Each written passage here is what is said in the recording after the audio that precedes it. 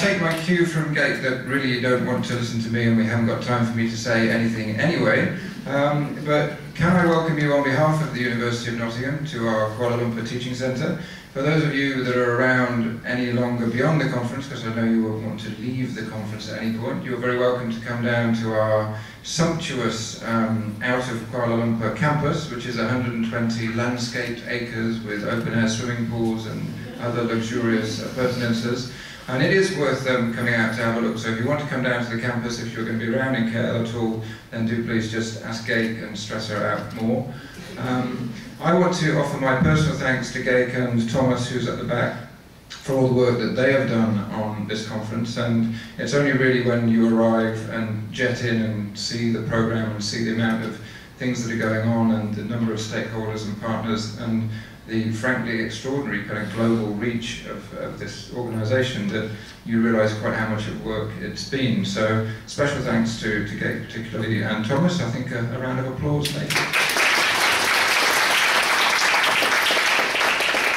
I mean, I've got to say, having looked through the programme and heard that there's further follow-up conferences of this excellent AHRC network on Southeast Asian film that are going to take place in Hanoi and Los Angeles and so forth, that notwithstanding that I'm a D.H. Lawrence scholar primarily, I'm looking to find connections between D.H. Lawrence's work and Southeast Asian film. So if anybody knows of Lawrence adaptations, perhaps, that have taken place, then do please contact me, and that will ensure that I can be at the next conference as well, because I'm very much looking forward to becoming a Southeast Asian film specialist.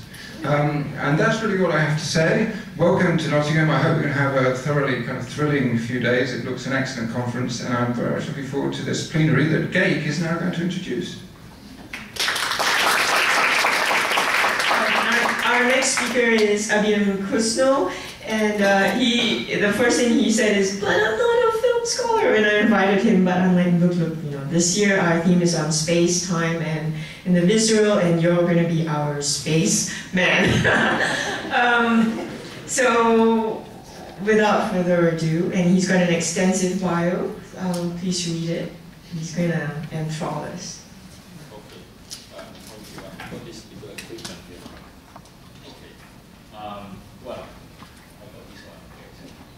Thank you, Gretchen. Thank you, Sean, and thank you for the organizer for inviting me to this talk. As Gretchen has already mentioned, that I'm actually kind of an outsider, not someone from film.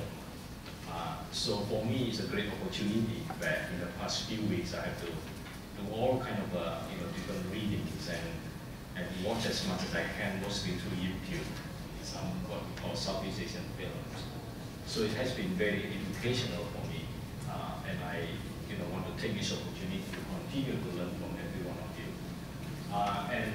And so in a way, my talk today is, I was actually earlier trying to do more on what Southeast Asian films are, but in the end I realized that I have so little knowledge about what happened today, and I ended up having to do a kind of a more conceptual framing of the issues.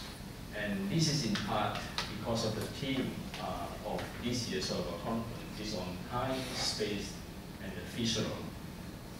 And again, the space component is what Gretchen continue to somehow try to remind me every year to talk more on the space issues.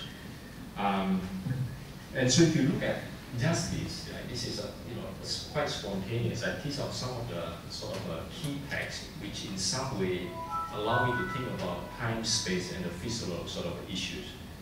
The one, the notion of spectacle, for people who knows the law of Key Dubois would actually know, what spectacle actually means. He wrote this book in the 1960s, which was really trying to show how commodification, begins to take over many major urban centers in Europe as well as in the world. And therefore, spectacle is all about the notion of false consciousness. You buy into it. And so what I'm trying to do now is to use this term as a way to understand the kind of the notion of spectacle, but mostly through what we call the state spectacle. And that would allow us to make connection with the work of Benedict Anderson, Imagine Communities. Yeah, and it's basically the difference between the state and the nation. And the third component, the visual, is a kind of a new thing to me, but then I realized it's not so new as well. For someone who comes from architecture and urban design, you know, we have talked a lot on these issues of space. But the notion of visual here is actually more sophisticated as the more I learn about it. It is really to think about feeling. Yeah. Things that is not so much about the materiality. Something that is quite often invisible, something that is actually come to you through material, and at the same time it goes beyond material. So how are we going to talk about that sort of issues? And before I move on, I should say that we, no matter who we are, yeah, we are not only experts in our field, but we are also members of particular social orders. So whenever there are certain concepts come to us, it is not so much the power of those concepts, the power of those theories, but it is more about our own subjectivity, our own background, our own intellectual sort of environment, that somehow allow us to start to identify ourselves with certain concepts. Yeah, so that would be a kind of my starting point, that we have to understand our own subjectivity. Why am I interested in the issues of spectacle? Why am I interested in the issues of imagined communities, nation state? Why am I also in some way fascinated by these issues of, you know, the hidden, the feeling aspect of materiality? And so then, in that sense, I have to go back a little bit to my own history. Now, I was born in exactly the year when Suharto New Order came to power. So when it comes to film, in relation to the state's notion of imagined communities, these are the two films from my sort of what you might call a school year. Now, the one on the top is Jano Uni. The translation is like the yellow coconut leaves. I'm not quite sure whether this has been shown, but that was produced in 1980. And the more famous one is the 30th September tragedy. Yeah. Some of you perhaps already know, but the whole idea behind these two films is really trying to depict the rise of the Suharto regime, and in some way justify the formations of the new power called the New Order. Now, the Janul Kuning, the one on the top, it was I think produced in 1980. That was like towards the end of my high school, so I actually watched this film. I think at least two or three times. But I never really watched the 19th September in theater, because it was produced in 1984, 85, at the time when I already entered the university. So it's already liberated from that old regime of seeing. Now, what I wanted to say here is that it's a kind of interesting to remember what my experience during that time. For sure, it was a kind of a fun thing really to go with your classmates and teachers to the movie house. Partly because we were given a day off, like a free ticket, every year to watch this film. And that was what we call the pre-internet era. So when you were in the pre-internet era, knowledge is quite centralized. Books were not available widely. And so you rely on movies. And at that time, of course, we had no idea what propaganda film actually was. And so we couldn't deny the power of images, the depiction of chaos, violence, and destruction, and how then they were replaced in the end by order and stability, about the rise of the new order state. Now, the other interesting thing that I remember is that, at the beginning you watch this film, you were quite shocked by it. So it's a kind of shocking experience. Yeah, but after you watch it several times, especially when TV begins to take over this propaganda film, you begin to realize that that whole experience, the shopping experience, had become an experience of banality, something that is banal. It suddenly loses power. It suddenly becomes kind of almost like a useless propaganda film. The more you watch it, the more you realize, it's all quite predictable. So that in itself tells us something about the way power works. There's some kind of insecurity of the state to always have to keep representing something that is imagined. And that is the whole thesis of Benedict Anderson's imagined communities as well. Then you have to keep reproducing images. So if you grew up in that era, you will see a lot of these images of development associated with the head of the state, the guarantor of peace, stability, and progress. And behind it, of course, is the whole idea of discipline, and also at the same time the production of fear, of what we might call the spectre of communism, for example. And then there are many other categories as well. So there was this formations of internal others, from what we might call communism into political Islam, into the notion of the poor, the peasantries, the street, and so on and so forth. And so film became a medium for the formations of a kind of a centralized visual regime. It's centralized, but at the same time it's also very dispersed. It could go into many different levels of representations, to TV, to poster, and so on and so forth. Now the critical question for us is, how our own seeing, after you in some way normalize yourself, how our own way of seeing begin to resemble the state way of seeing.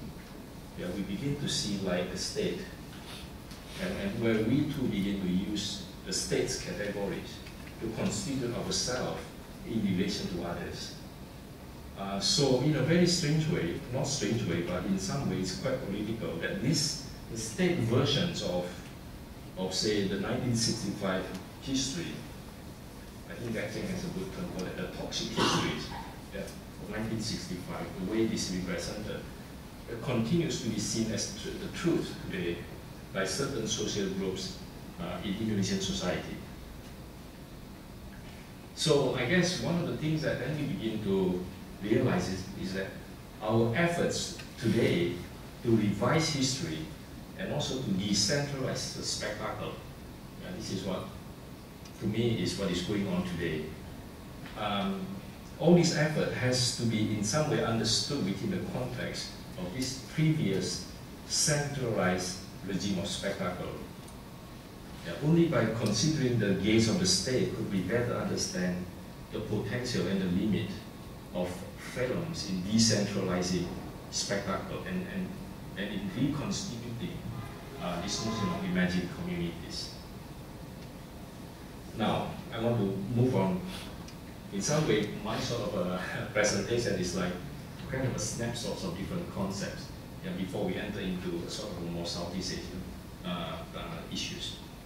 Now, the second part is about this space, time, and power. Now, perhaps because of growing up under Suharto era, when I did my graduate studies in the early 1990s, the topic that interested me most was that concerns nationalism and state power. So I got interested in looking at the ways in which architecture and urban design register political culture of the state in the context of colonial and post-colonial conditions. Here, in some way, architecture and film, it shared a kind of a similar framework in their mutual interest in spectacle. Spectacle is all about seeing. Now, I'm not saying that film and architecture, is the same, but they have a kind of a shared mode of operation. In a way, they seek to control time and space and to produce what we might call the visceral experience. Now, one topic that we could discuss more is that film is a kind of a way in which spectacle is concentrated. You have to focus. You look at this production of space and time. But when it comes to architectural space, things are more fragmented. We can go into the thesis of Walter Benjamin, where there's a whole notion of concentration and distraction. And architecture and urban design It's more actually working at the level of distraction. Yeah, but it is precisely that distraction, that way of going in and through space, quite often identity got produced. You get naturalized by space. You know, so it's in some ways everywhere. So I was then interested in looking at how the state concentrated our visual field, yeah, and also control our emotional experiences by producing a series of spectacles, city buildings, monuments, and public order to impress the public, as well as to somehow to instill fear as a way to legitimize its power. More and more we can begin to see spectacle as a sort of a special system of control of human population. So spectacle creates a field of a vision, a kind of a condition of seeing, a way of seeing, a space for us to see certain things but not others. And it is therefore, it's connected to this notion of visuality. And we learn this from Michel Foucault, how visuality constitutes the way we are disciplined, the way we internalize things, and the way our subjectivity are formed. So in this sense, spectacle is a technique for managing populations and the regulations of public imagination. But it is also an effective, very effective technology of power to form what we might call collective self-identification. It is carried out through representation that really in some way try to awaken our visual sensory. Now this is just an image, in some way, trying to show the importance of this notion of the shock of the new. And this has been applied in many different moments in Indonesian history. The decolonization era of Sukarno, how come suddenly you have this 6-lane sort of street, yeah, appear in the middle of the street. And of course this has also become the strategy of developers as well in creating a sort of a new town. So there's this whole notion of the shock, the new, that we just simply cannot ignore. It somehow attacks our kind of a visual sensory. There's kind of a feeling of something is going on here. Yeah, from what we might call alienation at the beginning, yeah, into something that we might even call, addiction. Yeah, you get intoxicated. Once you get used to it, yeah, this is what is supposed to happen.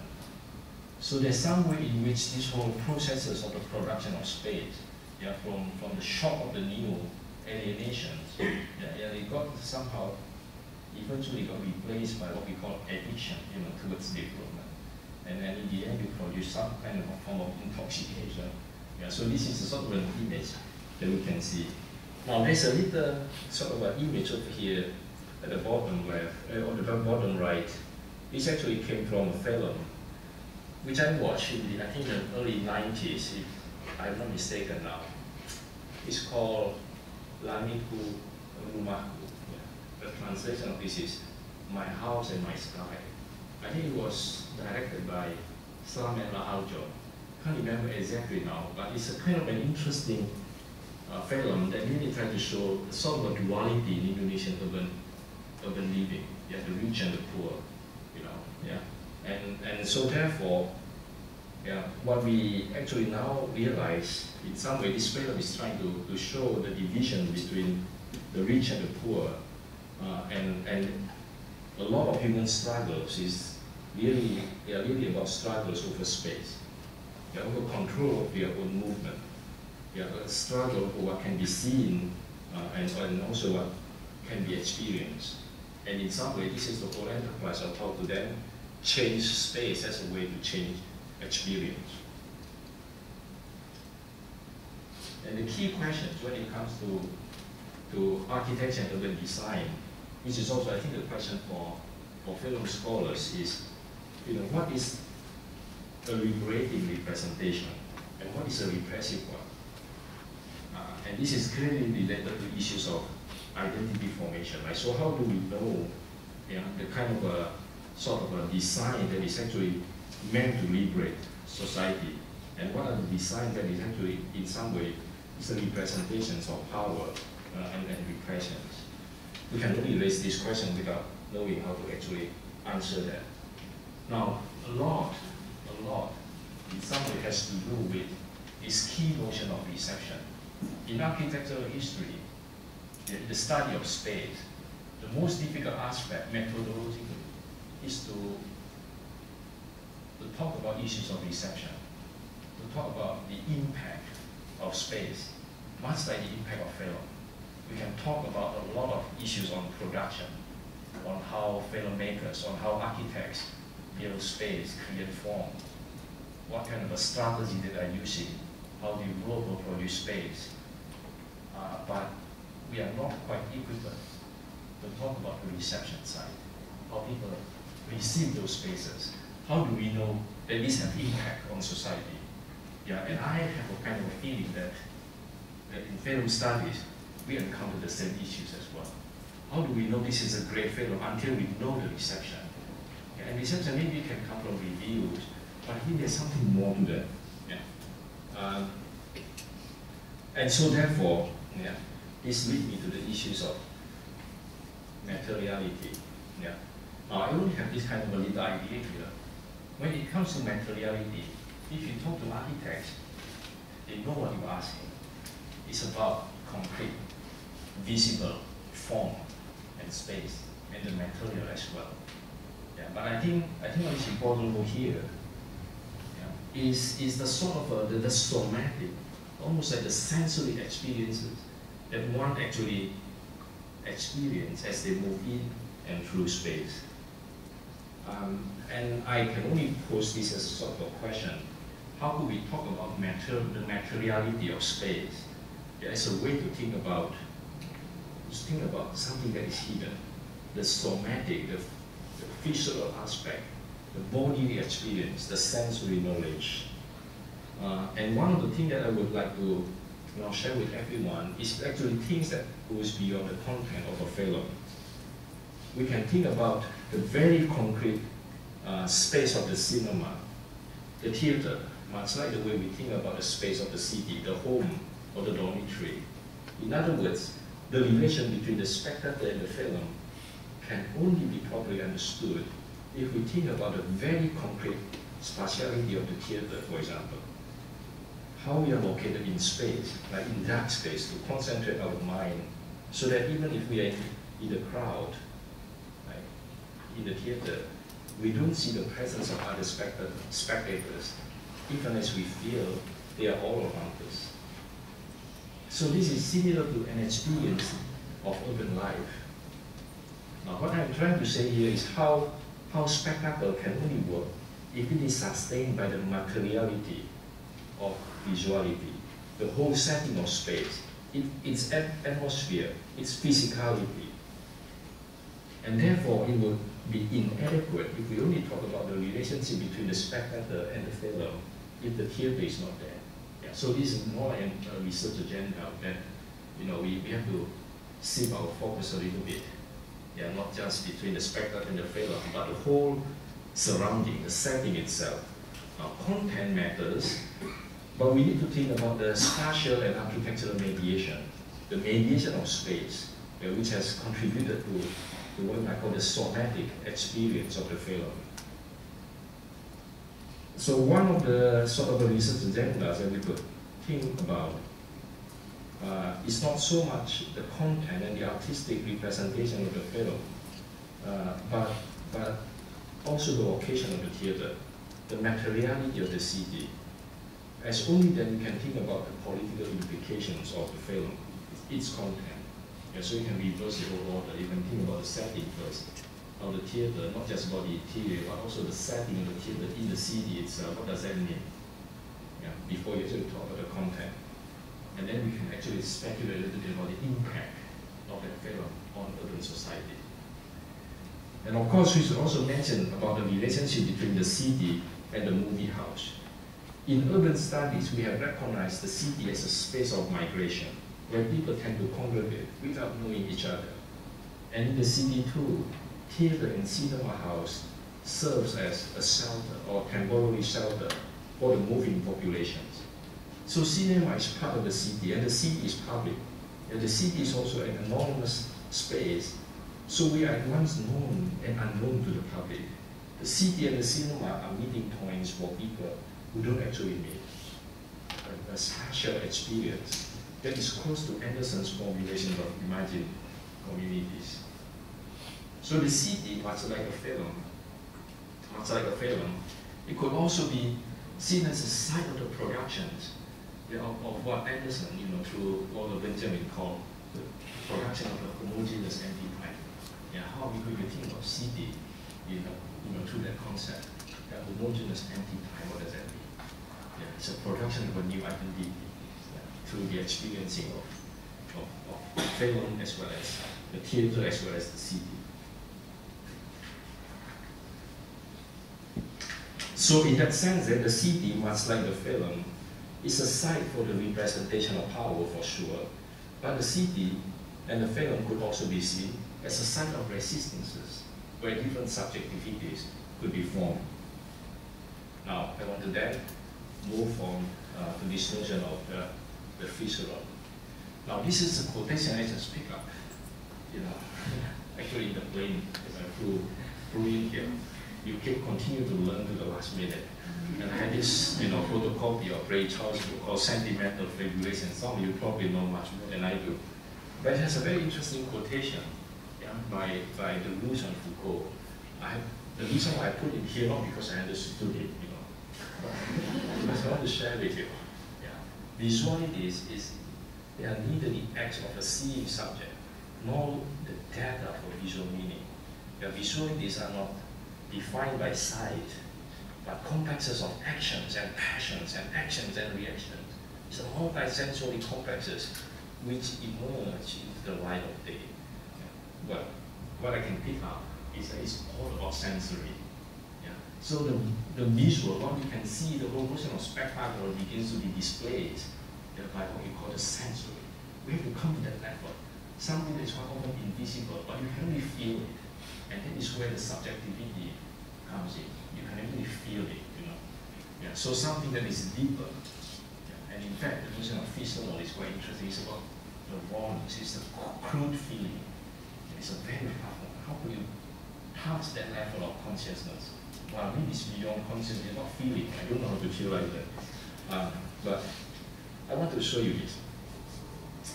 Now, this all coming from mid-1990s when I did my graduate studies.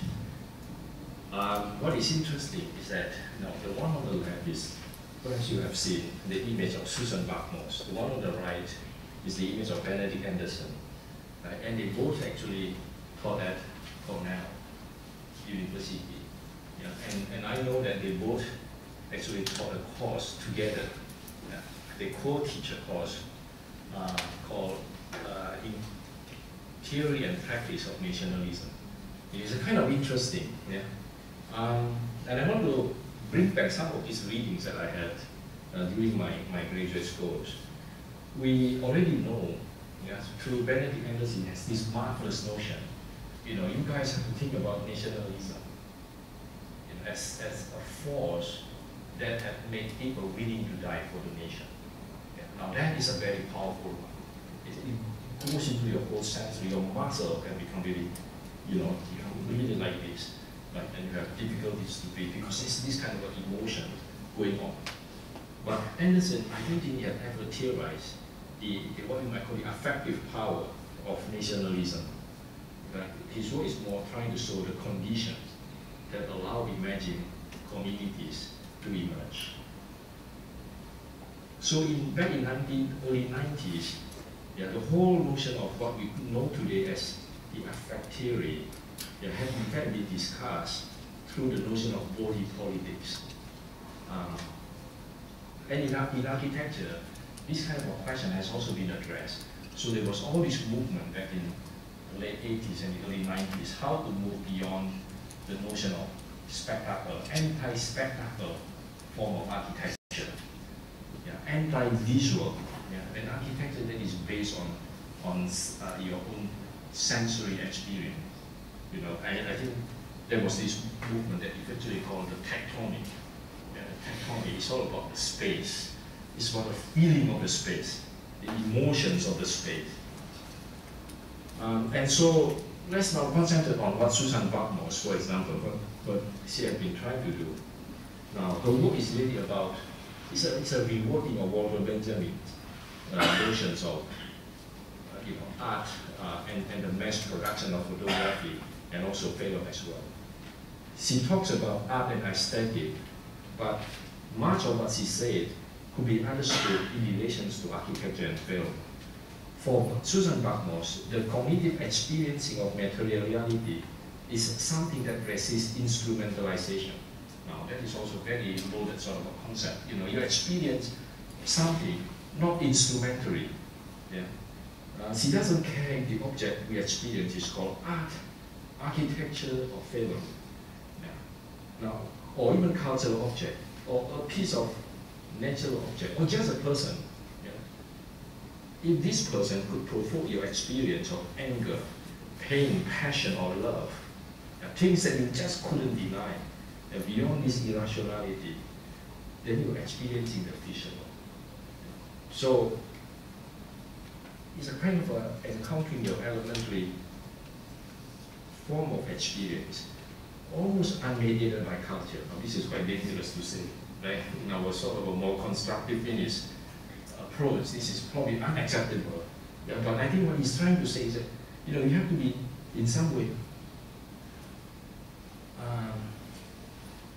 trying to then move from that feeling, move on into what she would call the political dimension of this experience.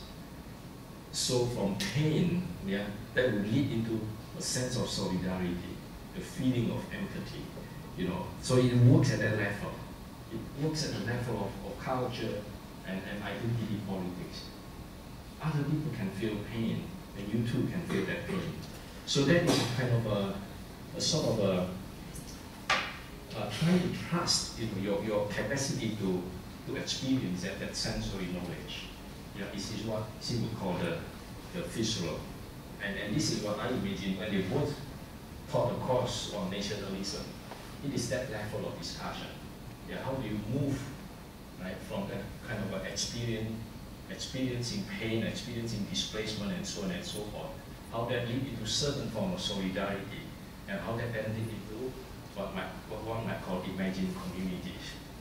So all at the level of experience, all at the level of sensory type. So beyond content.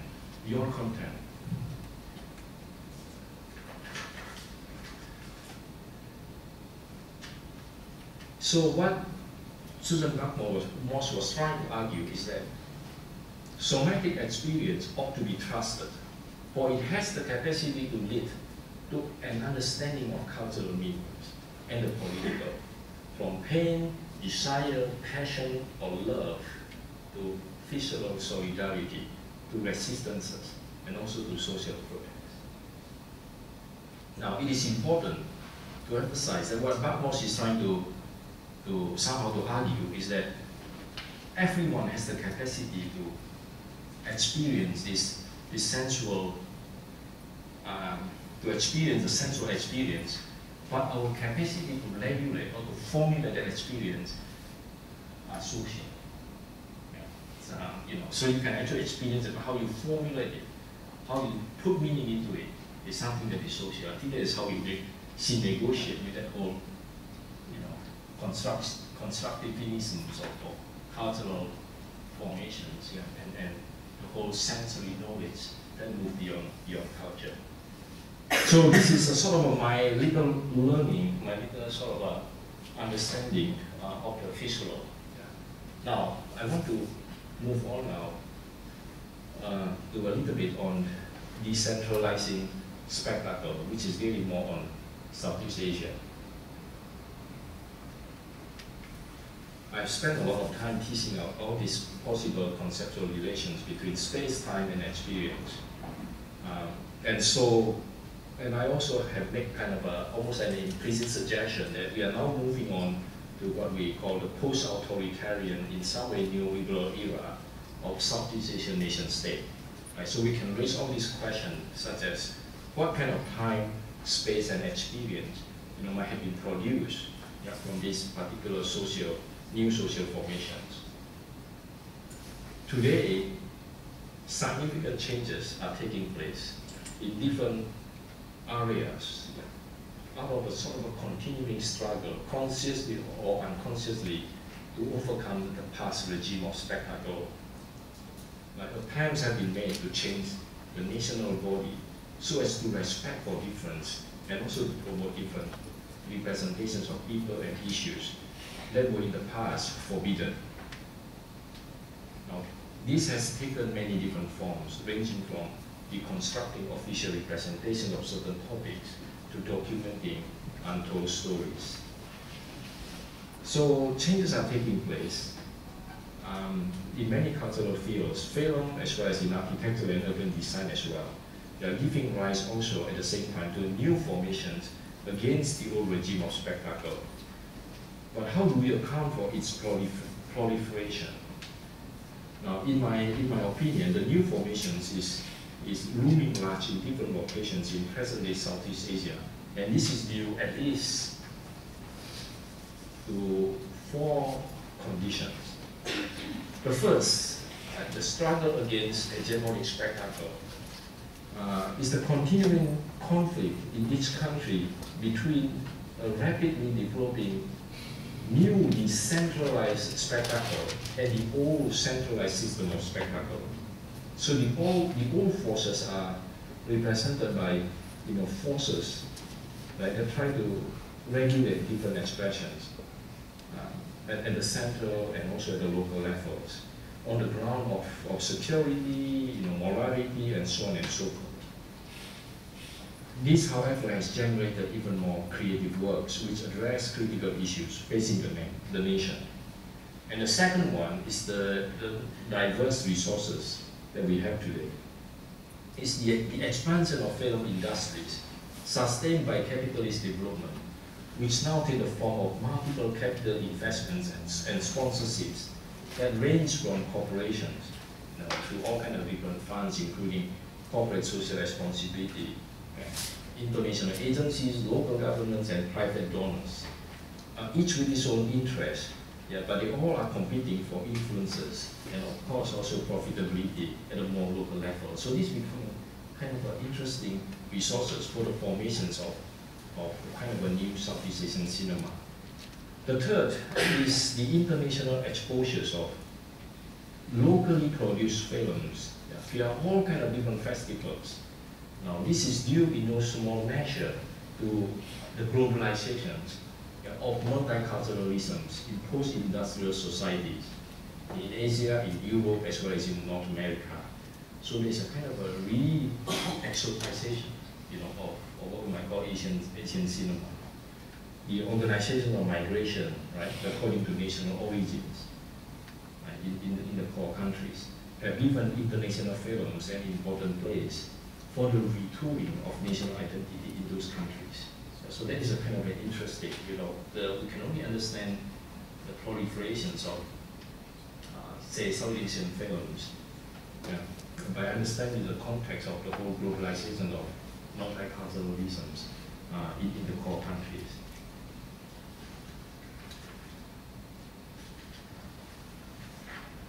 So the greater receptions of international films have encouraged the production and circulation of Southeast Asian films for their wider international audience. And the fourth is the current technologies that have enabled films to be made locally and almost individually. And this has transformed the way spectacles circulate.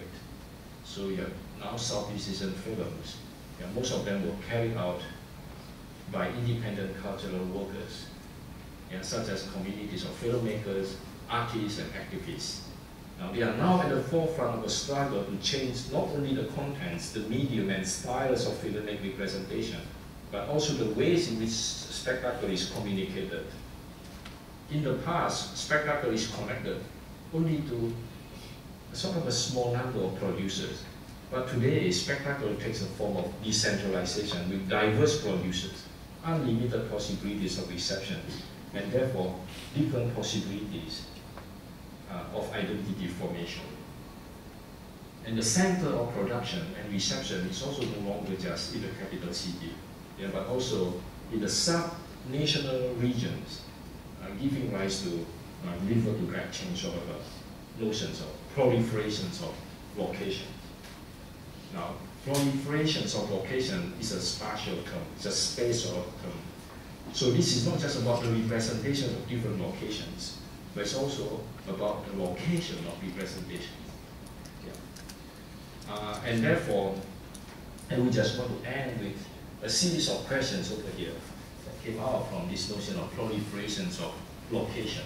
Yeah, that guy can give me this term as a way for me to organize at the ending of my talk.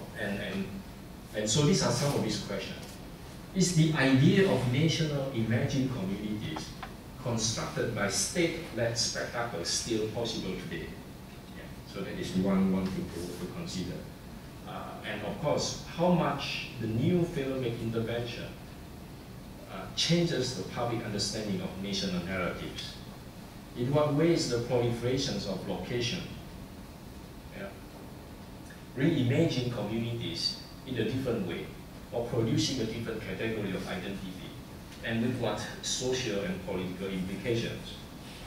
And theoretically, how does the diffusions of location and agency, so central to the new formations, change the meaning of spectacle as a system of collective identification?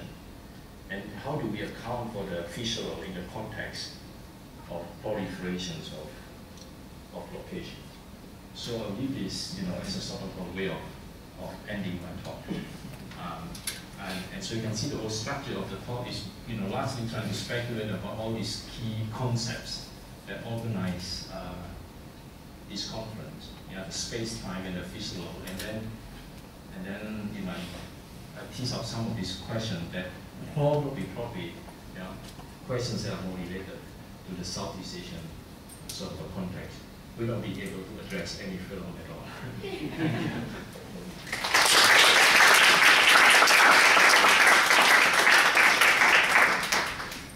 you for such a wonderful conceptual, for giving us this really great conceptual understanding of what's happening. And there is a reason why I invited you, because I wanted to look at film from a completely different way, and I really like your work on space, and I've always liked architecture. So I hope you got as much as I did. Questions? I'm sure there'll be quite a few.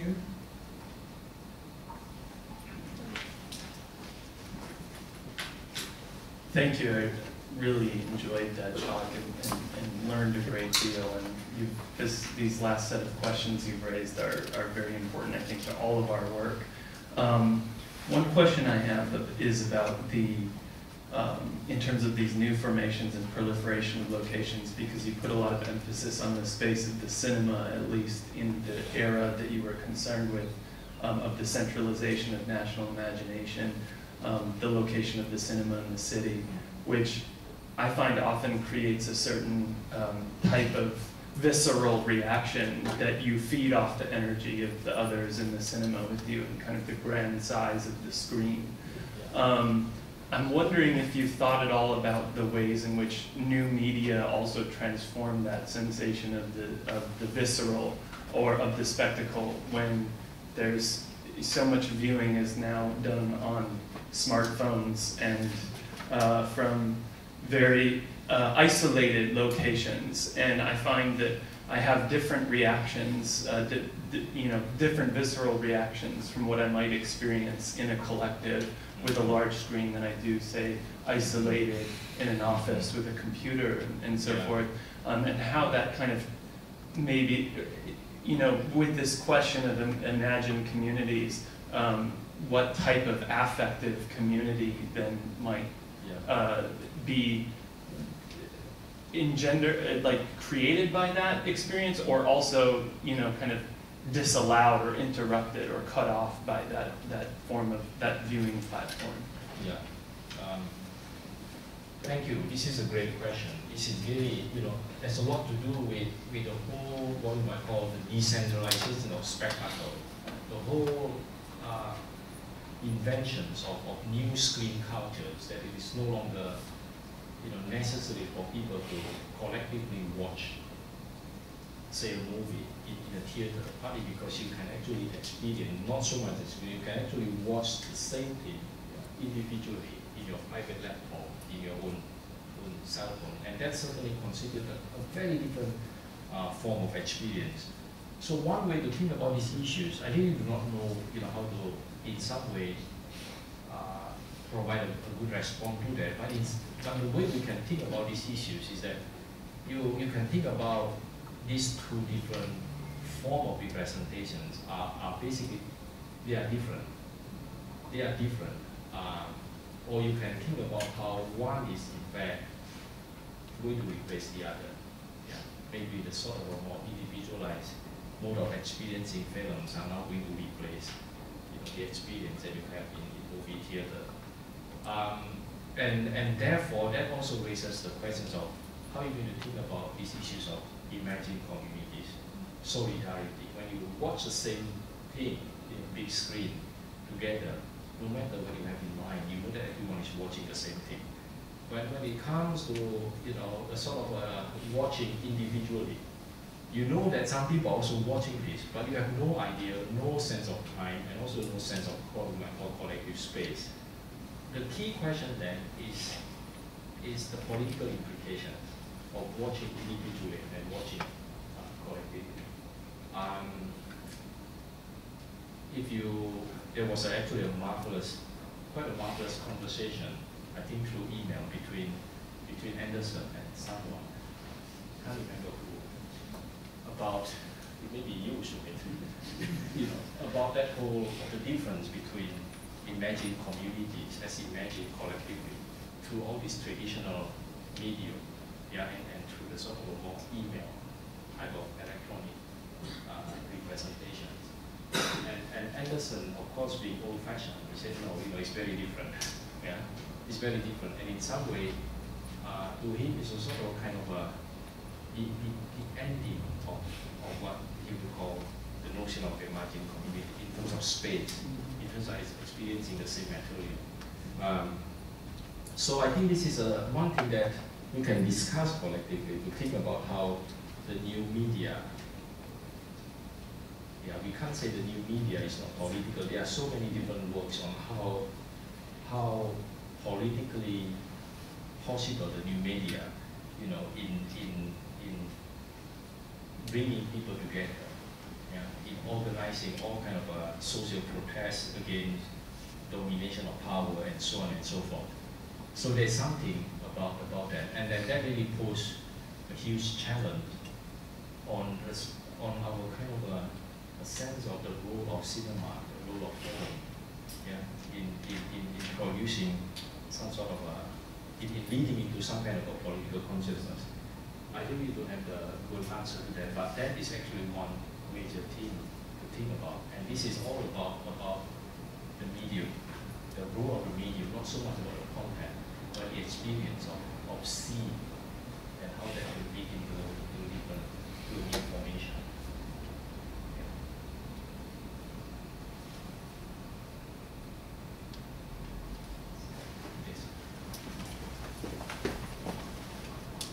Hi, I really enjoyed the talk, and I'm very interested in the reception of space. And I want to ask, how do you think you can go about trying to dissect or measure the impact of space onto individuals? Yeah.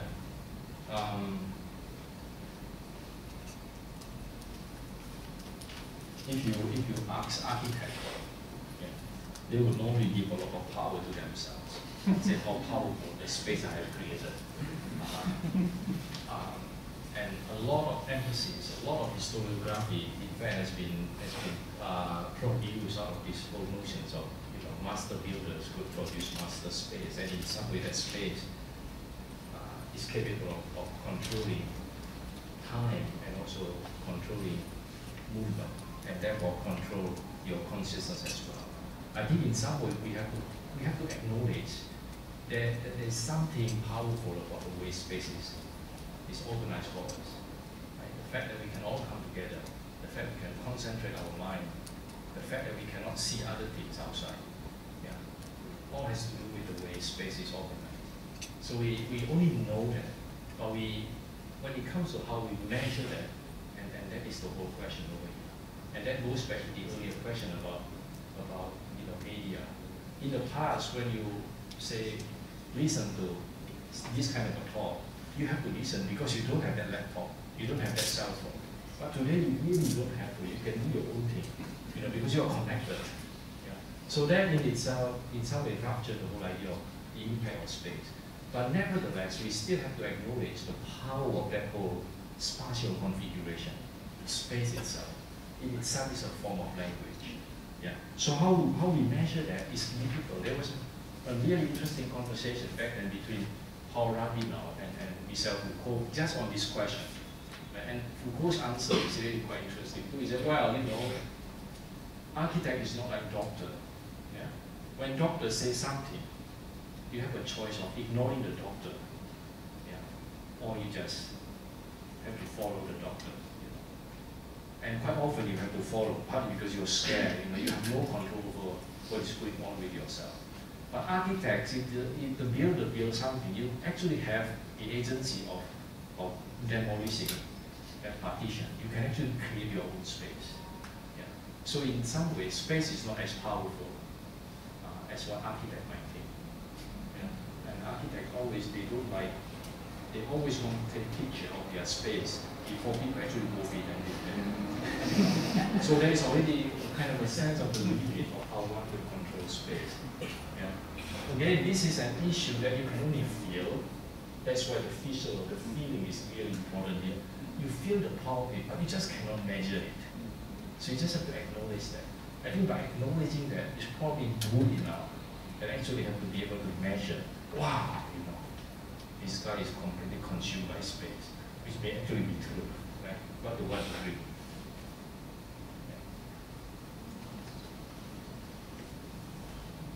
Hello, thank you for the talk. Can I just sort of, I guess I'm trying to sort of, I'm struggling a bit trying to understand what you mean by decentralized spectacle. I think you define it as something that is a counterpoint to sort of visual regime or sort of like mainstream spectacle. But I guess sort of, I'm just trying to sort of understand in what ways are these still a form of spectacle if it's decentralized. If these are sort of like you're talking about indie films or sort of like the proliferation of sort of locations, how are these still sort of considered as spectacles? And what is that definition of spectacle when it's decentralized? I don't know if that makes sense.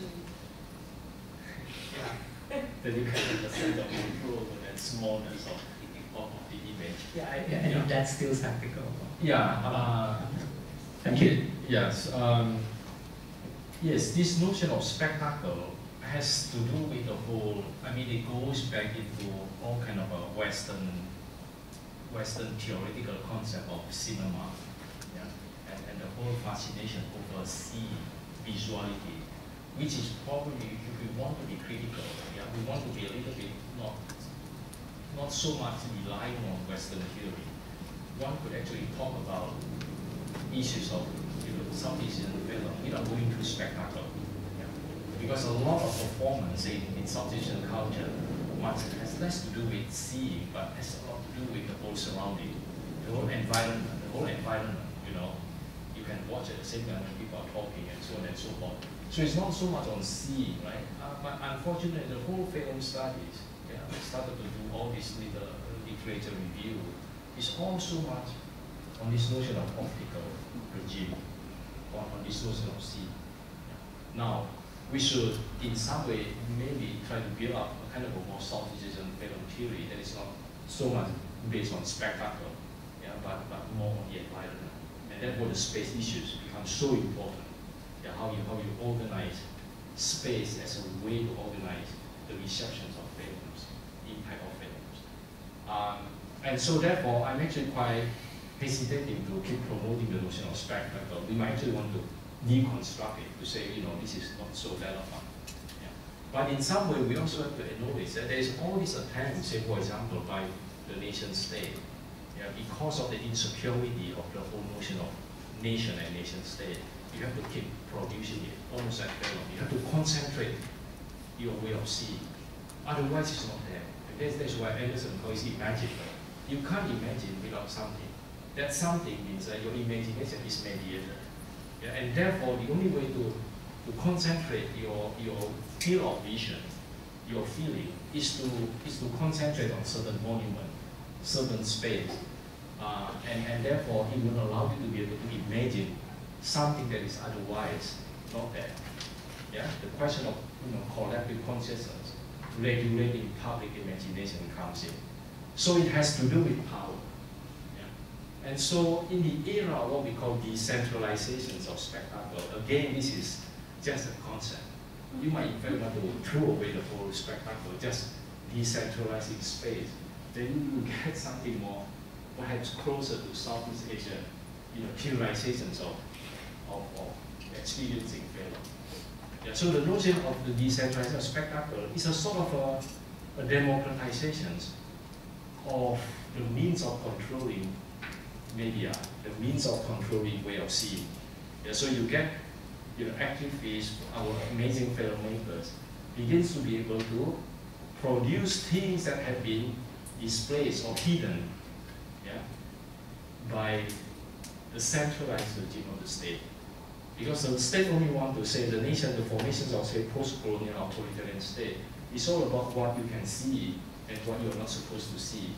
So with the sort of a democratizations of screen culture, you can pick up any subject you want, and you can have your own audience almost, your own imagined audience. So that is what I think I mean by decentralization of spectacle. Yeah, but again, it's more focusing on seeing. There's still a whole aspect of space which we still know. Yeah, we could build a whole, discussion just on that whole environmental way of seeing. I think to kind of further that idea too, it's when you have independent filmmakers who also do video installations, and they have several screens and in a different space. So you actually really experience the space as you are going from screen to screen or being surrounded by multiple screens. And I think that notion of space is very powerful in that sense. Sean has a question, and then maybe what we'll do is we'll take a few questions and then you can answer them all together. Sean, Leong, Dak, Sudhar. Thanks for your talk. I found that fascinating. I love the way you finished with all the questions that we were hoping you would answer. If I could turn you back to your positionality, you started with these images of Indonesia and from 68 to 80 or wherever. And I was trying to pin us down myself into another kind of empirical moment where these same questions emerge. And so just thinking of a kind of counterexample, thinking of Soviet Russia in the 1920s. You have the advent, obviously, of constructivist architecture and a particular belief that modes of identity and subjectivity can be structured by the kinds of buildings that people are going to inhabit and that we're going to build. So there's a very kind of clear social project there. You've got the emergence of early Soviet film, which has its own distinctive forms and modes of relating to space. And alongside that, there's obviously this authoritarian narrative that we want to talk about in terms of Soviet culture at that point. So for me, what's fascinating there is all the new formal experimentation that seems to me to map onto this same set of questions that you're talking about in your contemporary moment. So to drive it to some empirics, what kind of new forms did you see or have you seen emerging within the film or the spatial culture, the architectural culture of the period that you're talking about? I mean, I know very little about what happens in Indonesia in that period. Can you give us kind of a few examples of the kind of social, ideological move that you're talking about? Okay, we've got a lot of questions, but we actually run out of time. But maybe we'll just get the questions out anyway for today. Just speak loudly.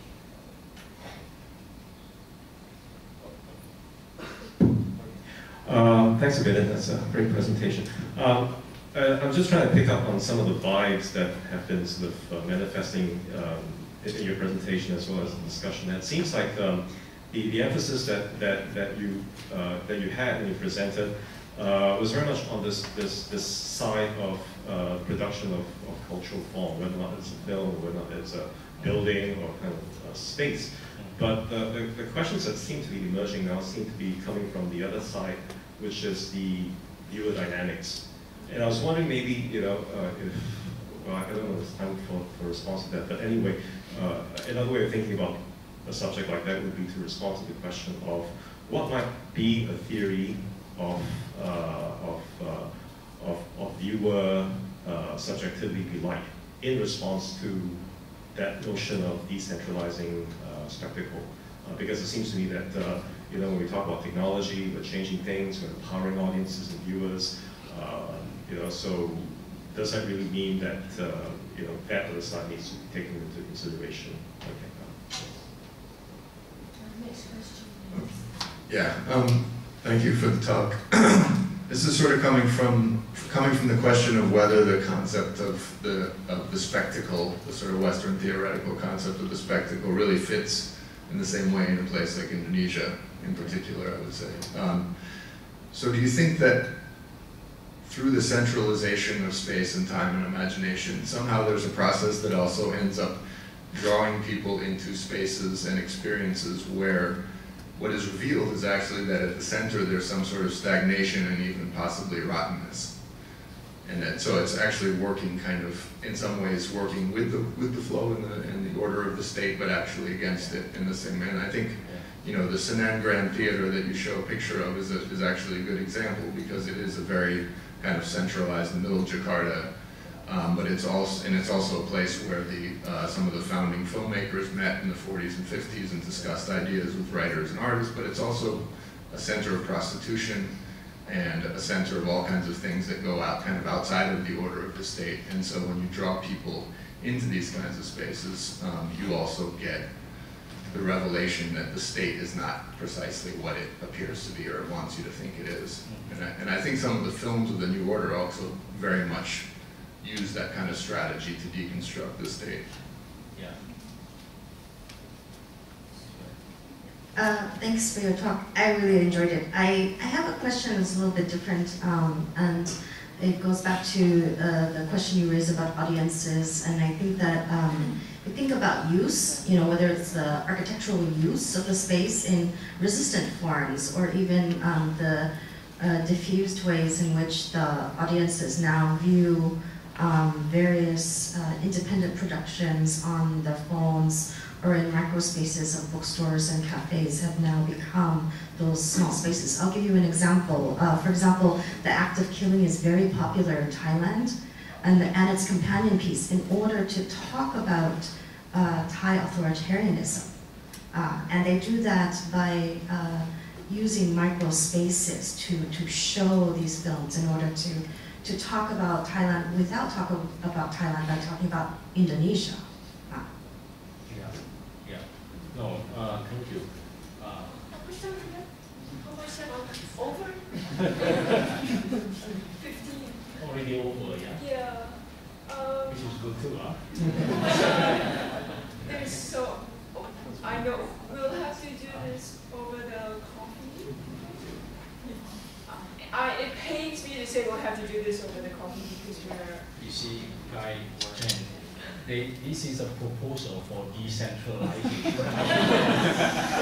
want to have a 15-minute lunch? Or do you want to have this now? Democracy takes 5 minutes. Okay, 5 minutes. Sean's questions and Leon's and others' questions, in some it allows me to tease out one more point which seems to have escaped from you know, my mindset, is this notion of time. Yeah? You are absolutely right. In the 1920s, the whole constructions of new architecture, new form of experimentation over film, it has a lot to do with this notion of time. Yeah, at that time, this is all about the utopian thinking of time. So it's a kind of a break from the past. You know, you do not want to think about the past partly because the future is out there. So there's a whole notion of of future. It's about thinking, yeah, and thinking forward, and that is how the new kind of community can be formed. You know? And I think that is why it's really interesting to think about this in relations to the formations of nationalism, nation, not so much the state. Yeah? And when the state comes in, and that actually refers to your point about how the state, in fact, can be seen as a social respect factor, you might actually be right. Yeah? So the state, in some way, begins to control that whole notions of time. In a way, I remember there was this French critic, you know, talking about Stalin, right? There was a sort of like a post-1920s, 30s experimentation over film. There's a lot of a portrait about, you know, idealizing the order, idealizing Stalin, and in some way that has a lot to do with Stalin himself. Is already deteriorating the whole image. So that is so in some way the film serves to preserve time instead of moving forward. So what I mean to say is that when we are forced to clarify ourselves again, this nation and the state are two different things.